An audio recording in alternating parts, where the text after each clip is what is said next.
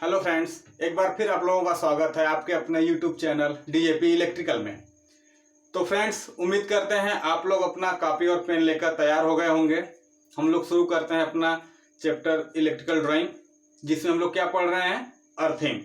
तो कुछ बातें हम लोगों की अर्थिंग पे हुई थी पिछले क्लास में, और कुछ में भी टेक्निकल इशू के कारण क्लास पूरी रिकॉर्ड नहीं हो पाई थी। तो जस्ट उसके आगे से हम लोग ट्राई करेंगे, ठीक है। तो चलिए बात करते हैं आगे की चीज़ों पे।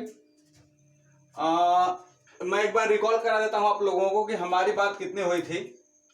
हम लोग पढ़ रहे थे कि जो आईएस स्टैंडर्ड है उसके अकॉर्डिंग क्या क्या हम अर्थिंग में ध्यान देने वाली बातें हैं कि इससे हम कम या ज़्यादा नहीं करेंगे।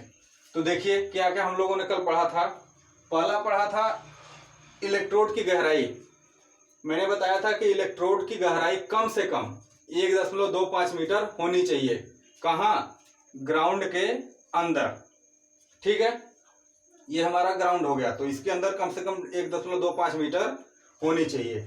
जो हम लोग इलेक्ट्रोड यूज करेंगे वो पेंट रहित होना चाहिए, यानी कि उस पर कोई पेंट वगैरह नहीं होना चाहिए। जिससे क्या होगा, रॉड का और वहां पे अर्थ का जो कांटेक्ट है वह रेजिस्टेंस बढ़ जाएगा, यानी कांटेक्ट रेजिस्टेंस क्या होगा, बढ़ जाएगा। इतनी बातें हो गई थी।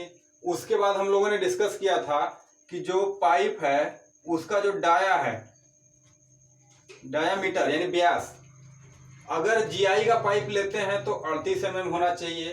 अगर कास्ट आयरन का पाइप लेते हैं तो 100 mm होना चाहिए। इसका भी रीजन ये है कि अगर जीआई है तो कुछ अच्छा कंडक्टर होगा, लेकिन अगर कास्ट आयरन लेंगे तो वो और खराब कंडक्टर होता है। तो हमको अगर R बराबर रो यल ओवर ए से देखना हो तो अगर हम कांटेक्ट बढ़ा दें, यानी कि एरिया ऑफ कांटेक्ट क्या करें, बढ़ा दें, तो में भी रेजिस्टेंस क्या हो जाएगा, कम हो जाएगा। तो इसलिए अगर ज्यादा एरिया का ले लेंगे, यानी ज्यादा डाया का लेंगे, तो अवश्य बात है एरिया ज्यादा हो जाएगा, तो रेजिस्टेंस क्या हो जाएगा, कम हो जाएगा। लेकिन उतना ही रेजिस्टेंस हमको किस में मिल जाएगा, जीआई में मिल जाएगा, अगर हम कम डायामीटर का यूज करें तो, क्योंकि इसका रेजिस्टेंस ज्यादा होता है, इसका रेजिस्टेंस कम होता है। तो ये भी डिस्कस कर लिए थे हम लोग। उसके बाद हमने डिस्कस किया था कि earth wire in the sense, अगर जो हम इलेक्ट्रोड यूज कर रहे हैं, इलेक्ट्रोड को किसी न किसी वायर से जोड़ेंगे, तो जो अर्थ वायर होगा वो भी तो अच्छा खासा होना चाहिए, ताकि जो इधर से करंट आ रही हो तो उसको आसानी से कैरी कर जाए। क्योंकि अगर हम अच्छा इलेक्ट्रोड ही लगा के क्या करेंगे, अगर हमारे ऊपर जो तार लगा रखे हैं वही खराब है, तो तार भी अच्छा होना चाहिए। तो उसके लिए भी एक स्टैंडर्ड बताया गया था कि जो अगर आप कॉपर का वायर यूज करोगे तो 3 mm स्क्वायर का होना चाहिए। आप लोगों ने देखा होगा ये जैसे कोर है, ये है, तो जो कॉपर का एरिया होता है उसको हम लोग मेंशन करते हैं, तो कितना होना चाहिए, 3 mm स्क्वायर होना चाहिए। अगर जीआई यूज कर रहे हैं तो वो 6 mm स्क्वायर होना चाहिए। अगर आपको mm में ना नापना हो, आप SWG में नापो स्टैंडर्ड वायर गेज में, तो कॉपर के लिए 14 स्क्वायर गेज होना चाहिए और जीआई के लिए 11 स्क्वायर गेज। इतनी बातें हो गई थी हमारी। चलिए उसके बाद देखते हैं क्या क्या रह गया है। और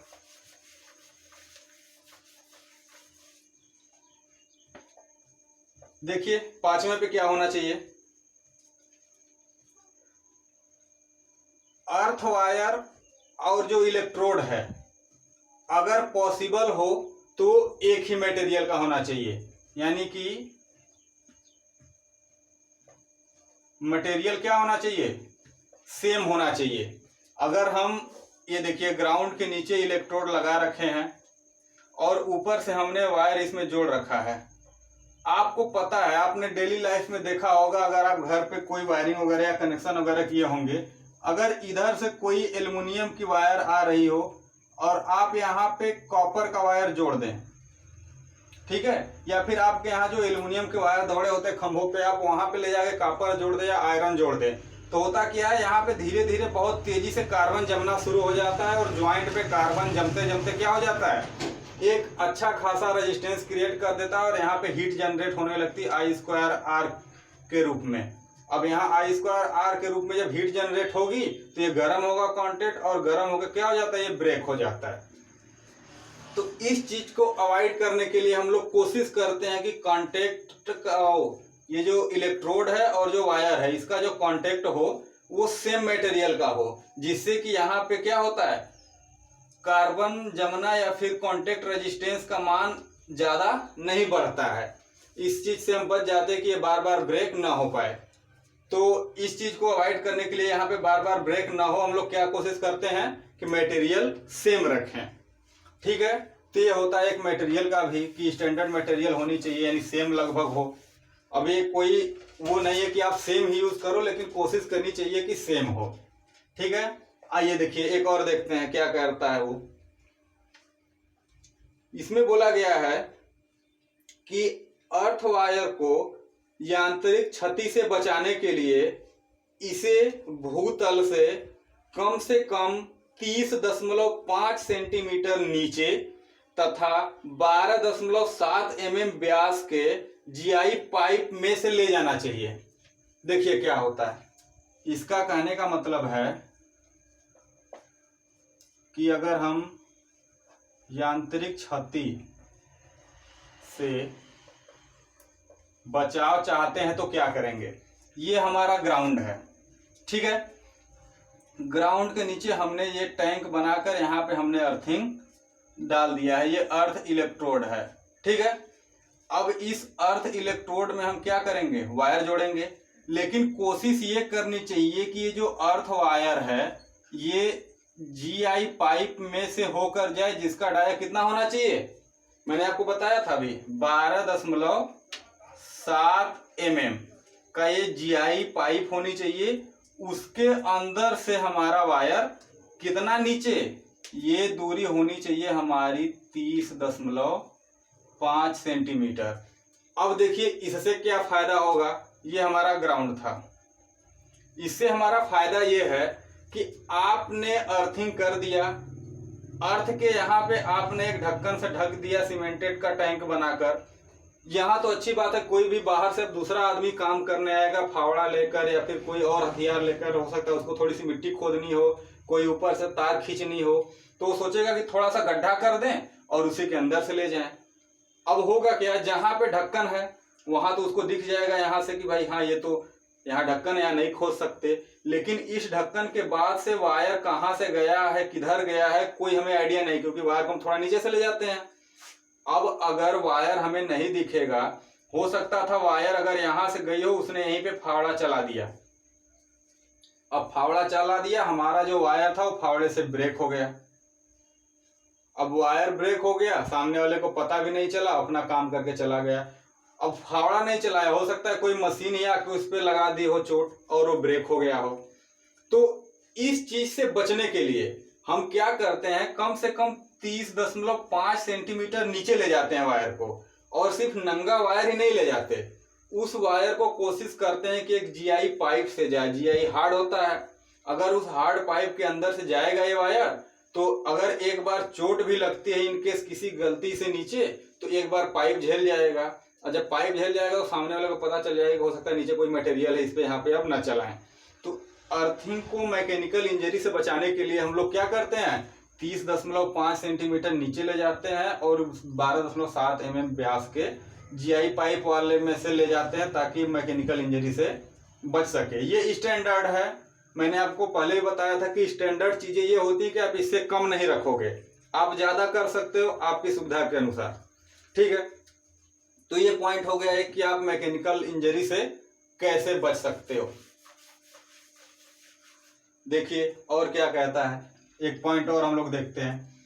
इस पॉइंट में हम ये कहेंगे कि यदि एक से अधिक उपकरणों को अर्थिंग करना हो।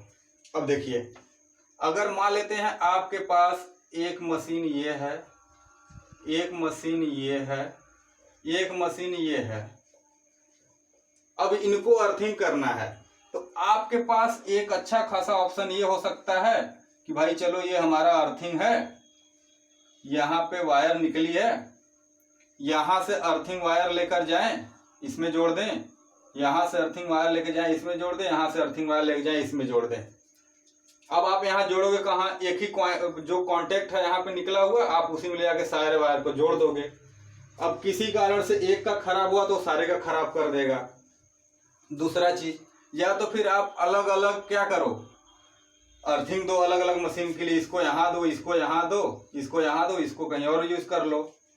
तो इस चीज से बचने के लिए हम लोग क्या करते हैं कि अगर हमको सीधे शब्दों में ये कहें कि ढेर सारे मशीनों को एक साथ अर्थिंग करना हो तो उसके लिए हम क्या सुविधा अपनाते हैं, ये बात बताई गई है। तो ये अगर हमको कई सारे मशीनों को करना हो तो हम अर्थिंग तो कर देंगे, एक जगह सॉलिड अर्थिंग करेंगे।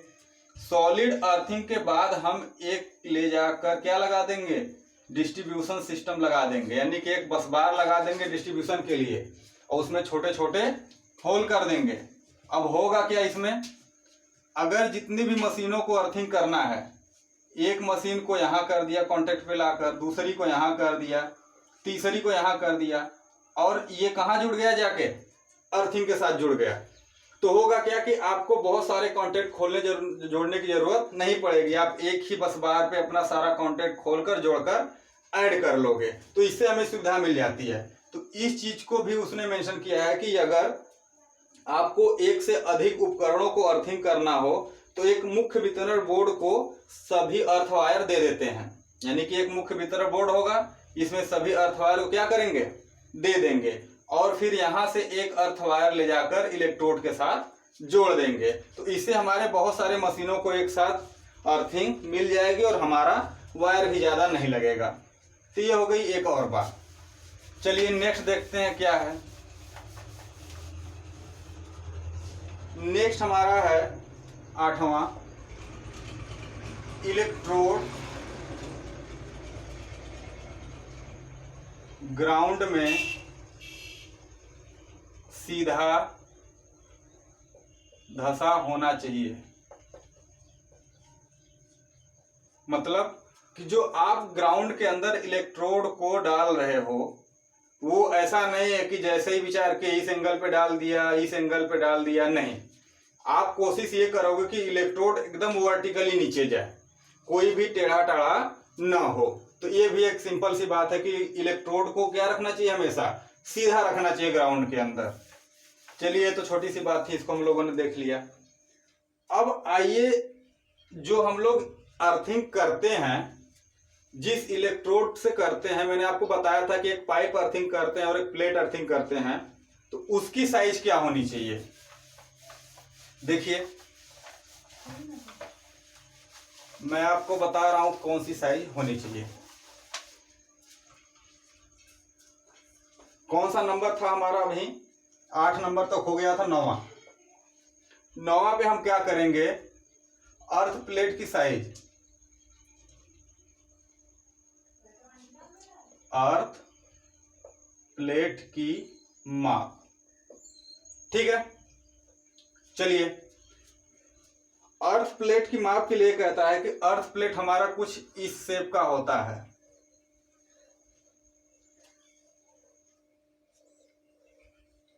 इस शेप का,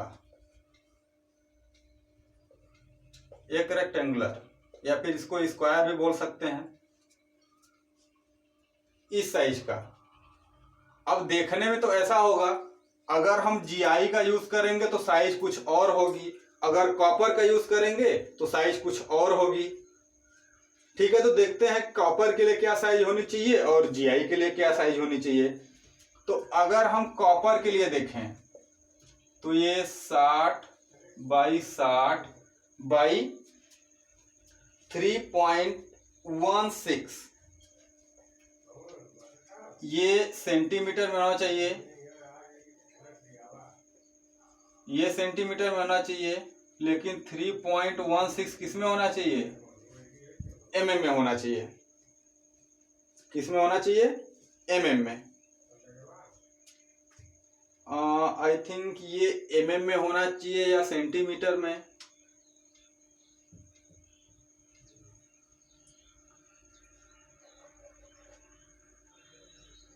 देखते हैं इसको अभी हम, मे बी ये सेंटीमीटर में होना चाहिए था। अगर डाटा मिस प्रिंट हुआ होगा तो देख लेंगे हम इस चीज को। फिलहाल इसको नोट डाउन किए रहिएगा, अगर सेंटीमीटर होगा तो मैं इसको कल सेंटीमीटर करा दूंगा। अगर हमें जीआई का यूज करना हो तो क्या करेंगे, ठीक है।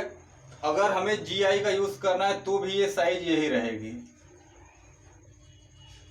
लेकिन इसकी मोटाई क्या हो जाएगी, बदल जाएगी। जैसे इसका कितना हो जाएगा, दूना हो जाएगा, तो 6.4, इसको 4 या 3 रहने देते हैं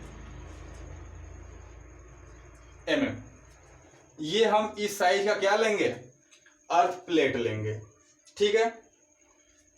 तो आप इस चीज को स्टैंडर्ड याद रखिएगा। देखिए मैं आपको बता दे रहा हूं, इसी में से अगर आप कंपटीशन में भी बैठोगे तो कुछ चीजें इसी से मिल जाती हैं। जैसे कभी आपसे पूछ देगा कि अगर जो प्लेट अर्थिंग करते हैं उसमें प्लेट की साइज क्या होती है, 90x60 दे देगा, 60x60 दे देगा, 90x90 दे देगा, 60x30 दे देगा। उसमें से आपको एक करेक्ट करना होता है। तो आप अगर देखे रहेंगे तो इसको क्या कर जाएंगे, टिक कर जाएंगे कि इतना साइज का है। कभी कभी पूछ देता है कि अर्थ इलेक्ट्रोड का साइज कितना होता है, तो हमने अर्थ इलेक्ट्रोड का साइज भी बता दिया था शायद, या नहीं बताया होगा तो आगे बता दूंगा। तो इन सब चीजों पे क्वेश्चन बनता है, तो आप इसको क्या करेंगे, नोट करके रखेंगे। चलिए, तो प्लेट की साइज तो हमने देख लिया। अब आगे देखते हैं कि जो अर्थिंग रेजिस्टेंस है, अर्थिंग रेजिस्टेंस का मान क्या होना चाहिए। अगर जब हम अर्थिंग कर रहे हैं तो उसका कुछ ना कुछ रेजिस्टेंस भी तो होना चाहिए। पता चला हम वही अर्थिंग किए जा रहे हैं, किसी का रेजिस्टेंस कम, किसी का रेजिस्टेंस बहुत ज्यादा हो जा रहा है, जो हमारे किसी काम का नहीं होगा। तो देखिए, पहला बोलता है ये कि तार स्थापन स्थलों पे, तार स्थापन स्थलों पर होता क्या है, कभी कभी बहुत सारी चीजें इंग्लिश में ही अच्छी होती हैं, लेकिन चूंकि आप लोगों का हिंदी बोर्ड है इसलिए मुझे ज्यादातर चीजों को क्या लेना हो रहा है, हिंदी में लेना हो रहा है। वायरिंग प्लेसेस पे देखिए क्या रेजिस्टेंस का मान रखते हैं, कोशिश करते हैं कि लगभग 1 ओम हो, क्या हो, 1 ओम हो। दूसरा, सिर्फ वायरिंग प्लेसेस तो है नहीं, हो सकता है कि सब स्टेशन वगैरह हो, तो बड़े शक्ति स्थलों पर, यानी कि जो बड़े बड़े पावर स्टेशन होते हैं जहां पे काफी इलेक्ट्रिसिटी जनरेट होती है या फिर काफी इलेक्ट्रिसिटी ट्रांसमिट होती है, तो ऐसे जगह पे अर्थ रेजिस्टेंस का मान क्या होना चाहिए, 5 से 1 ओम के बीच में वेरी करना चाहिए, इससे ज्यादा नहीं होना चाहिए, ठीक है। सी देखते हैं, छोटे केंद्रों पे, छोटे शक्ति स्थलों पर, छोटे शक्ति केंद्रों या उपकेंद्रों पर। अब देखिए यहाँ पे छोटे पावर स्टेशन है, तो यहाँ पे अगर रेजिस्टेंस का मान थोड़ा बहुत बढ़ भी गया तो हमारे लिए कोई ज्यादा नुकसान नहीं होगा। लेकिन यहाँ पे काफी महंगी महंगी मशीनें यूज होती हैं, ट्रांसफार्मर हो गया, हमारा प्रोटेक्शन सिस्टम हो गया, काफी महंगे महंगे होते हैं, तो यहाँ पे हमको अर्थिंग प्रॉपर देनी होती है। यहाँ पे अगर हमारा रेजिस्टेंस का मान 1 से बढ़कर अगर 2 ओम तक भी हो गया तो कोई बात नहीं, हम एडजस्ट कर लेते हैं, इस पे कोई दिक्कत नहीं है। इसके बाद अगर हम चलें, अन्य कोई भी छोटे मोटे स्थान है जहाँ पे हमको टेम्परेरी अर्थिंग देना पड़ जाए, या फिर जैसे कहीं शादी विवाह का फंक्शन होता है, पार्टियां वगैरह होती है, तो वहाँ पे भी जो हम इलेक्ट्रिकल सिस्टम रखते हैं तो उसको अर्थ करके रखते हैं। क्योंकि वहाँ पे हमें टेम्परेरी अर्थिंग देना होता है, तो इतनी अच्छी व्यवस्था नहीं कर पाते कि हम इतना अच्छा अर्थिंग दे पाए, तो वहाँ पे टेम्परेरी अर्थिंग देते हैं तो उसका रेजिस्टेंस का मान थोड़ा और ज़्यादा हो जाता है। तो देखिए उसका कितना ज़्यादा होना चाहिए, उससे ज़्यादा नहीं होना चाहिए, तो इसको मार करके चलेंगे। अन्य केंद्रों पर, अन्य विद्युत केंद्रों पर कितना होना चाहिए, तो अगर ये थोड़ा सा बढ़ जाएगा 2.5 से 5 ओम तक अगर चला जाएगा तो हमें कोई दिक्कत नहीं, चल जाएगा, क्योंकि ये टेम्परेरी कुछ टाइम के लिए अर्थिंग है, हम एडजस्ट कर लेंगे। तो इतनी सारी चीजें थी जो हम लोगों को देखनी थी कि कितने से कितना कम नहीं होना चाहिए। इन 10 पॉइंट को हम अगर अर्थिंग करने जा रहे हैं तो ध्यान में रखेंगे, और ये 10 पॉइंट है। अगर आप कंपटीशन का क्वेश्चन उठा के देख लो तो इन 10 पॉइंट में से आपको कहीं ना कहीं जरूर एक आध क्वेश्चन मिल जाएगा सिर्फ इस स्टैंडर्ड से कि कितना मान होना चाहिए। तो इससे ये सिद्ध होता है कि आपको ये 10 स्टैंडर्ड मान टिप्स पे याद होने चाहिए कि कोई पूछ देगा कि रेजिस्टेंस, अर्थ रेजिस्टेंस का मान कितना होना चाहिए, तो आपको तुरंत पता हो। स्टैंडर्ड केस में अगर आपको क्वेश्चन में पूछ दिया कि अर्थ रेजिस्टेंस का मान निम्न में से क्या होना चाहिए, आपको 1 ओम दे दिया, 2 ओम दे दिया, 5 ओम दे दिया, 10 ओम दे दिया, तो आप 2, 5 को नहीं मार्क करोगे, किसको मार्क करोगे? 1 ओम को। कभी कभी कंफ्यूज करने के लिए बहुत खतरनाक ऑप्शन दे देगा, 0.5 से 1, 2 से 5, 10 से 15, 10 से 50, ऐसे करके आपको ऑप्शन दे देगा। तो भी आपको क्या होना चाहिए? 0.5 से 1 ओम के बीच में होना चाहिए। ठीक है, तो चलिए आगे चलते हैं, ये आप ध्यान में रखोगे। तो ये थे हमारे कुछ 10 पॉइंट जिसको हमें कल आपको कवर कराने थे, लेकिन टेम्परेरी इशू के कारण वो पॉइंट रिकॉर्ड नहीं हो पाए, तो इसको मैं आज आप लोगों के लिए दे रहा हूं। तो मे बी अर्थिंग से जितने भी थ्योरेटिकल पॉइंट बनते थे मैंने आपको लगभग सभी के सभी कवर करा दिए। अब हमारा बचता है सिर्फ 2 टाइप का अर्थिंग, जो क्वेश्चन में अक्सर पूछा जाता है कि किसी न किसी एक अर्थिंग के बारे में पूछ लेता है। उससे पहले मैं आपको थोड़ा सा अवेयर कर दूं, हमारे यूट्यूब चैनल का नाम है डीजेपी इलेक्ट्रिकल। आप इस चैनल पे जुड़ जाइए, और इस चैनल पे हम आप लोगों को एडवांस कंपटीशन की तो चीज़ें नहीं बता रहे हैं। ये चैनल उन डिप्लोमा स्टूडेंट के लिए है जो इस समय भी डिप्लोमा में पढ़ रहे हैं और उनको बीटी बोर्ड का एग्जाम देना है। तो चूंकि अभी तक हमने यूट्यूब पे देखा जितने भी चैनल हैं इलेक्ट्रिकल से रिलेटेड, सभी के सभी कंपटीशन लेवल पे आपको शॉर्टकट ट्रिक दिखा रहे हैं। मैं शॉर्टकट ट्रिक नहीं लेके आया हूं, आप लोगों के लिए मैं लाया हूं कि बीटी बोर्ड में किस तरीके से पेपर पूछा जाता है, और आपको अगर अच्छा मार्क्स उठाना है तो आप किस तरीके से एडवांस आंसर करो, ताकि एग्जामिनर को लगे कि हाँ बच्चा रट के नहीं पढ़ के क्वेश्चन को आंसर दे रहा है। तो आप लोगों के लिए मैं ये चैनल लेके आया हूँ ताकि आप आराम से कॉलेज में तो पढ़ाई करते रहो, घर पे अगर आप आधे घंटे 1 घंटे मेरा लेक्चर देख के उसका नोट्स तैयार कर ले रहे हो, तो मैं गारंटी लेता हूँ आपका परसेंटेज 80 से नीचे नहीं आने वाला। अगर जितना चीज़ें मैं बता के चल रहा हूँ अगर आप उतना कवर कर लिए। अभी हम लोग इलेक्ट्रिकल ड्राइंग शुरू किए हैं, आप इत्मीनान से चीज़ों को समझते चलिए। जैसे ही इलेक्ट्रिकल ड्राइंग खत्म होगी हम नेक्स्ट आने वाला कोई अच्छा सब्जेक्ट सेलेक्ट कर लेंगे। आप लोगों का जिस हिसाब से कमेंट रहेगा कि कौन सा सब्जेक्ट शुरू करना चाहिए, हम लोग पोल करा देंगे लास्ट टाइम पे। जब 1-2 लेक्चर रह जाएगा तो मैं आप लोगों के लिए पोल दे दूंगा, आप लोग मुझे डिसाइड दे देना कि कौन सा सब्जेक्ट शुरू होना चाहिए। जिस पे ज़्यादा वोटिंग होगी हम लोग उस सब्जेक्ट को क्या करेंगे, शुरू कर देंगे। तो आप लोग घबराइए बिल्कुल नहीं, चीज़ों को इत्मीनान से समझिए। ये सब चीज़ें आप लोगों के लिए हो सकता है नई नई मिल रही हो, पहली बार आप चीज़ों से रूबरू हो रहे हो, लेकिन ये जो चीज़ें हैं, ये जो इलेक्ट्रिकल ड्राइंग सब्जेक्ट है, मैं बार बार आपको फोकस करता हुआ चल रहा हूँ कि आप डिप्लोमा या आईटीआई पास करने के बाद अगर किसी भी जॉब सेक्टर में जा रहे हो, चाहे वो प्राइवेट हो चाहे वो गवर्नमेंट हो, आपको इस सब्जेक्ट से काफ़ी कुछ मिलता जुलता मिलेगा। यानी कि आपको इसमें इतनी चीज़ें मिलेंगी कि आप कहोगे कि हाँ हमने तो इसको पढ़ा था, अब ये करना पड़ रहा है। अदर सब्जेक्ट है वो सिर्फ कॉन्सेप्ट को आपको क्लियर करने के लिए। अगर आप मशीन पढ़ रहे हो तो मशीन के बारे में आप क्या हो जाओगे, जानकार हो जाओगे, लेकिन चीज़ें क्या होती हैं वो समझ में नहीं आने वाली। ये वो चीज़ें ऐसी होती हैं जो आप प्रैक्टिकल करोगे तभी क्लियर होंगी। तो इसलिए मैं आपको कह रहा हूँ कि आप इस सब्जेक्ट पे फोकस करो, ये सब्जेक्ट आपके लिए काफ़ी हेल्पफुल होने वाला है। तो चलिए इस चीज़ को आगे बढ़ाते हैं और देखते हैं हमारे पास मेथड ऑफ अर्थिंग में, मेथड ऑफ अर्थिंग। पहला मैंने आपको बताया था पाइप अर्थिंग,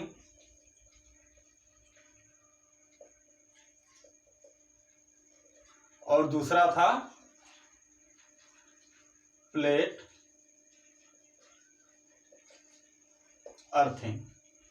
ठीक है, पाइप अर्थिंग और दूसरा है प्लेट अर्थिंग।